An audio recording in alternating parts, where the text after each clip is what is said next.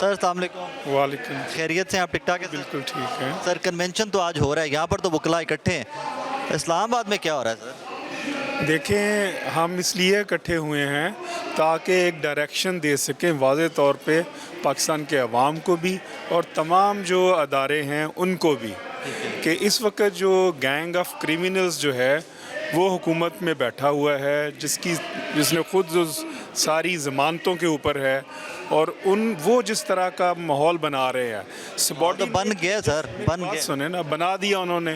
राना सनाउल्लाह का स्टेटमेंट भी सामने आ गया कि यहाँ वो रहेंगे या हम रहेंगे। देखें, हम कानून की बालादस्ती के लिए, आइन की बालादस्ती के लिए, रूल ऑफ लॉ के लिए हम इकट्ठे हुए हैं और हमारी सारी जो जद्दोजहद है वो आइन के लिए है, रूल ऑफ लॉ के लिए है।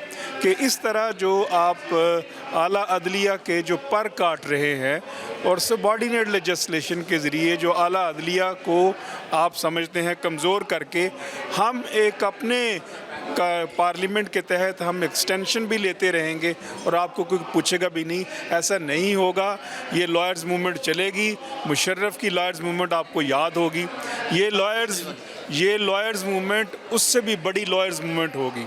इसका वॉल्यूम उससे भी बड़ा होगा क्योंकि इसमें नेशनलिज्म का एलिमेंट शामिल है। पूरी पाकिस्तानी कौम पीछे खड़ी होगी और ये तहस नहस कर देगी। ये इनको पता नहीं है जो हुकूमत में बैठे हैं और जो इनके सपोर्टर हैं कि ये कितनी बड़ी मूवमेंट बनने जा रही है। अभी भी खुदारा वक्त है कि वो होश के नाखिल लें, ऐलान करें जो है वो जो इलेक्शन डेट थी 30 अप्रैल का, कि 30 अप्रैल को इलेक्शन होंगे। अब तो एजेंसीज भी नौकरों ने रिपोर्ट दे दी, इलेक्शन कमीशन ने कहा जी बात मतवाजी नहीं हो रही ना। अब जो है अब नहीं होगी तो अब उसके बाद क्या होगा? पाकिस्तान की अवाम आगे लॉयर्स होंगे, उसके पीछे पाकिस्तान के अवाम होंगे और सारा तहस नहस कर देंगे। ये बहुत बड़ी मूवमेंट है। बल्कि मैं तो इसको देखता हूँ कि अल्लाह करे कि बदल जाए सर, कुछ मामला देखिए मामला कैसे बदलते हैं जो उनके ऊपर, देखिए मेरी बात सुने, उनके ऊपर जिनके हाथ में अख्तियार हो उनके ज़्यादा ज़िम्मेदारी और रिस्पॉन्सिबिलिटी होती है। इस वक्त हुकूमत वक्त की रिस्पॉन्सिबिलिटी है कि वो होश के नाखिल लें। अवाम का जो गम व गुस्सा, मुझे ये बताइए कि इस मूवमेंट के साथ ये जो हर रोज़ आटे के ऊपर जाने दे रहे हैं लोग, वो इस मूवमेंट के साथ शामिल हो जाते हैं सर, तो कुछ बचेगा। के डिफरेंसेस आज खुल के सामने आ रहे हैं, खुल के। तो उसमें तो ये भी लग रहा है कि उस केस में से भी जान निकलती जा रही है with the passage of time. ये देखें, ये दिस इज़ वेरी अनफॉर्चुनेट कि इस इशू के ऊपर सुप्रीम कोर्ट डिवाइडेड भी है। This is very unfortunate as well. जो है वो राय तो एक होनी चाहिए, ठीक है ना, जहाँ जैसे भी हो। तो लेकिन ये जो सारी सिचुएशन है, ये यहाँ पे लगता है कि कुछ जजेस अपनी इंटरप्रिटेशन है ना हर बंदे की, आपकी कॉन्स्टिट्यूशन की, कानून की अपनी। देखिए, उनका सिर्फ इस हद तक इख्तलाफ था कि चूंकि नीचे कोर्ट में केस चल रहा है, हाँ। लिहाजा चूंकि चल रहा है, जब एक कोर्ट में केस नीचे चल रहा हो तो फिर मुनासिब नहीं है उस पे सुओ मोटो लेना। इस हद तक तो उन्होंने इख्तलाफ नहीं किया कि इलेक्शन 90 रोज़ के ऊपर तो उनका भी कंसेंसस है ऊपर बेस्ड है ना जी। अब तो 90 रोज़ का तो उन्होंने इख्तलाफ नहीं किया। Thank you sir, thank you very much sir. अस्सलाम वालेकुम। जी वालेकुम सलाम। सर इख्तलाफ खुल के सामने आ गए, व्हाट नेक्स्ट? देखिए, अब तो सारी बात जो है वो सुप्रीम कोर्ट पे है। सुप्रीम कोर्ट में मैटर पेंडिंग है। सुप्रीम कोर्ट में पिटीशन दायर कर दी है और सुप्रीम कोर्ट ने अपने जो हुक्म जारी किया है उस पर इम्प्लीमेंटेशन करनी है। कानून chief justice supreme court chief justice का जो बेंच बन गया है, अब उसने फैसला करना है। आइन तो बड़ा क्लियर है कि 90 डेज़ में इलेक्शन करवाने हैं और जितनी भी अब कहानी वो क्लियर है। हाँ, क्लियर। हाँ जी। कहानी वहाँ से निकलकर जस्टिस मंदोखेल और वो जो डिफरेंसेस हैं उन पे आ गई ना। मेरे ख्याल में मंदोखेल साहब ने कोर्ट में खुद ही इसका जवाब दे दिया है।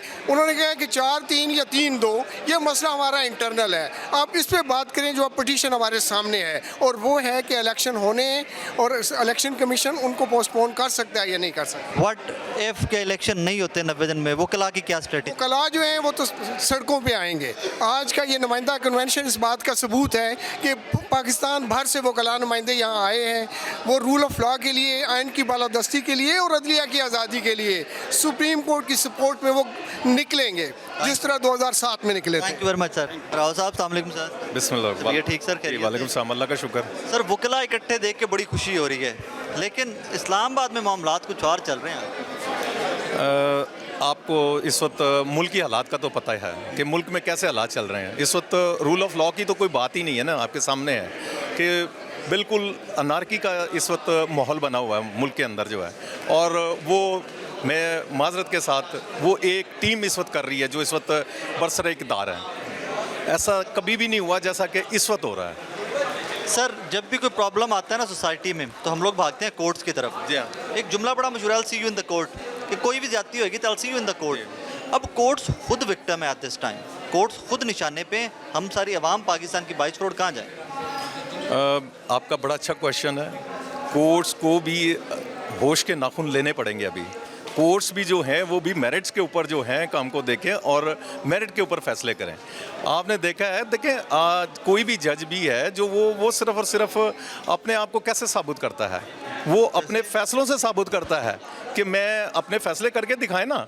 जो रूल ऑफ लॉ है उसके ऊपर पूरे तरीके से कारबंद रहें, ना किसी से जो है जिस तरह के अब हालात वो हुए हैं उनको ब्लैकमेल किया जाता है और उनके खिलाफ जुडिशल काउंसिल के अंदर जो है कैंपेन की जाती है। तो इस तरह तो काम नहीं होगा जब तक आप और वकला जो है वो तो इकट्ठे, सिर्फ आपने पहले मूवमेंट 2007 वाली भी देखी है इंडिपेंडेंट ऑफ जुडिशरी के लिए, तो अब भी मुझे लगता है कि उसी तरह की कोई मूवमेंट हमें चलानी पड़ेगी इंशाल्लाह। उस तरफ हालात जा रहे हैं, बिल्कुल ऐसे जा रहे हैं। और ये अनकरीब ये जो कन्वेंशन जो है ये बिल्कुल मैं कहूँगा कि उसकी एक कड़ी है और ये आगे चल जी बिल्कुल स्टार्टिंग पॉइंट आप इसको कह सकते हैं। बिल्कुल सर मुझे आसान से, मैं कोई कानून मारे कानून नहीं हूँ, मैं एक आम पाकिस्तानी हूँ जो 22 करोड़ में से एक है। जस्टिस मंदोखिल ठीक है कि चीफ जस्टिस ठीक है? नहीं, मैं इस बारे में कोई बात नहीं करना चाहता। देखें हमारी अदलिया है और मैं कहूँगा कि अदलिया, देखें कोई भी अपना इख्तलाफी नोट तो दे सकता है, ये कोई ज़रूरी नहीं है। तो जब कोर्ट ने तो देखना है फैसला जो है वो अगर 5 जज हैं तो 3 ने अगर फैसला हक में दे दिया तो जाहिर है वो हक में फैसला हो गया। कोई भी इख्तलाफी नोट दे सकता है। अगर वो और वाला पुटअप करके वो क्वेश्चन मार्क आ गया ना उस जजमेंट के ऊपर। नहीं ऐसा कोई बात नहीं है। 4 ने तो दिया फैसला, अगर 3 ने नहीं दिया तो फैसला, देखें जो फैसला जो होता है वो तो आप कॉन्स्टिट्यूटेड बेंच पे होगा, बेंच के ऊपर होगा ना। वो जो बेंच ने अब 5 का बेंच था, उसमें से अगर 3 ने फैसला दे दिया, 2 ने नहीं दिया, या अगर 1 ने नहीं दिया, कोई इख्तलाफी नोट दे दिया, तो जो जिन्होंने फैसला दे दिया है 3 ने, वही आपको एंड में ये लास्ट सवाल मेरा कि अभी ये जो पर काटने की सारी कैंपेन चल रही है पार्लियामान के अंदर हमारे, कि जी इख्तियारात का कट करो, सो मोटो 184(3) के ऊपर क्वेश्चन मार्क एंड एवरीथिंग, ये सारा मामला अगर कल को ये बिल पेश भी हो गया हुआ है, पास भी हो जाता है, कानून बन भी जाता है, ये वो 1 मार्च वाला जो फैसला था सो मोटो वाला, उसके ऊपर इफेक्ट करेगा किसी तरह से? नहीं, ये तो सिर्फ और सिर्फ ना कोशिश की जा रही है, स्नब करने की कोशिश की जा रही है, और ऐसे तो स्नब नहीं होंगे। वो देखें ये रूल्स जो हैं ये सुप्रीम कोर्ट ने बनाए हैं, ठीक है। ये 1973 में सबसे पहले एक्ट ऑफ पार्लियामेंट के लिए कहा गया, लेकिन उन्होंने नहीं बनाया, तो उसके बाद जो है ये सुप्रीम कोर्ट ने बनाए हैं। अब इसके अंदर कोई भी अगर तब्दीली लानी है वो सुप्रीम कोर्ट ला सकती है, इनके पास तो इख्तियार ही नहीं है। 2/3 मेजोरिटी के साथ आए तो फिर तो कर सकते हैं ना।